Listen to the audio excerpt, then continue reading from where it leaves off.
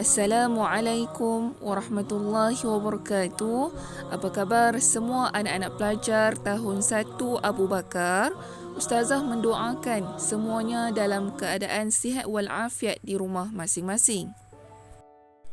Hari ini hari Khamis, 1 hari bulan 7 2021. InsyaAllah kita akan teruskan lagi kelas fiqh kita bersama dengan Ustazah Atikah.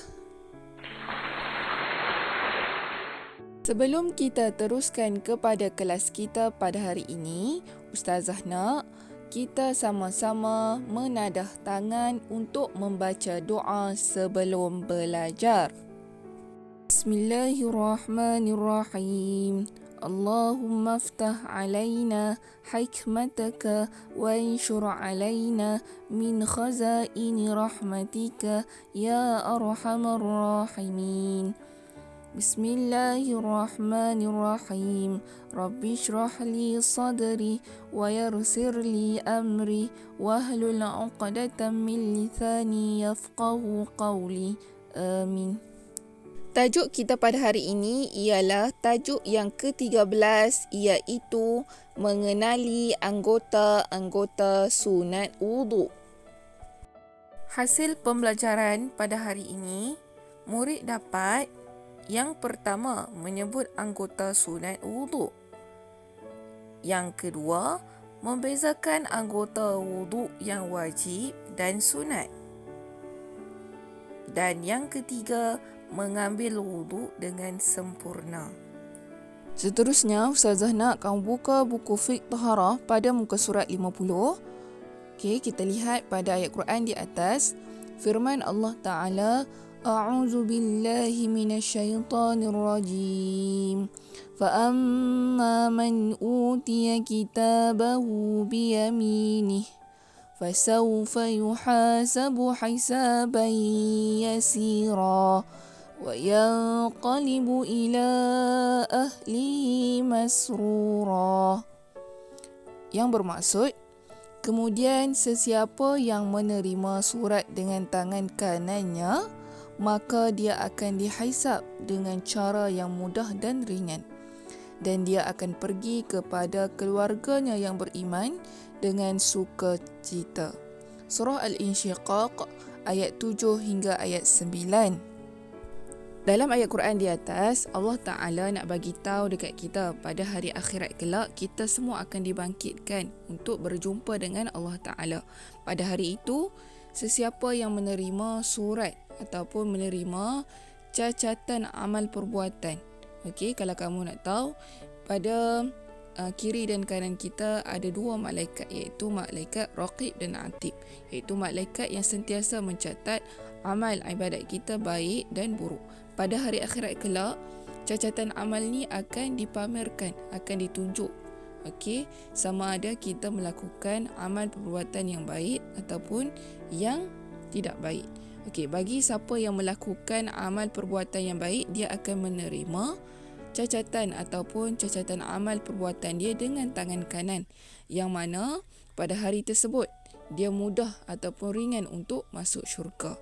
Kemudian pada hari tersebut juga dia akan dibawa pergi kepada keluarganya yang beriman. Dia akan berjumpa dengan keluarga dia. Okey, di mana? Dalam syurga. Sebelum kita mengetahui apa itu anggota-anggota sunat wuduk, suka Ustazah nak terangkan dulu apa yang dimaksudkan dengan sunat. Sunat ialah sesuatu yang diberi pahala jika kita kerjakan ataupun kita buat, dan kita tidak akan berdosa kalau kita meninggalkannya, ataupun kita tak buat, kita tak berdosa. Itu ialah maksud sunat. Jom kita mengenali anggota-anggota sunat wuduk. Anggota-anggota sunat wuduk ada 4. Yang pertama, mulut. Yang kedua, tangan. Yang ketiga, telinga. Yang keempat, hidung. Semula Ustazah ulang. Anggota-anggota sunat wuduk yang kita lakukan. Okey, yang pertama, membasuh tangan hingga pergelangan tangan sahaja. Yang kedua, berkumur-kumur. Yang ketiga, memasukkan air ke dalam hidung. Dan yang terakhir ialah membasuh telinga. Okey, seterusnya kita pergi kepada tugasan fiqh bagi tahun 1. Okey, saya nak terangkan. Okey, kepada yang ada buku fiqh taharah pada kamu boleh buka buku pada muka surat 51 dan 52. Okey, kamu boleh siapkan. Okey. Bagi siapa-siapa yang tak ada buku, bukunya ada pada ustazah. Okey, jangan risau. Kamu juga kena jawab latihan yang ustazah bagi. Tapi kamu jawab melalui WhatsApp. Okey, ini ialah contoh gambar yang ustazah bagi, yang ustazah snap, ustazah bagi dalam grup. Okey, kemudian ustazah nak kamu menjawab dalam WhatsApp. Okey, macam mana kamu nak jawab? Okey, ni contoh, ni WhatsApp dalam grup. Okey, kemudian bila kamu dah download gambar ni, okay, kita back. Okay, lepas kita back, kemudian kamu boleh cari nama ustazah. Contoh 01.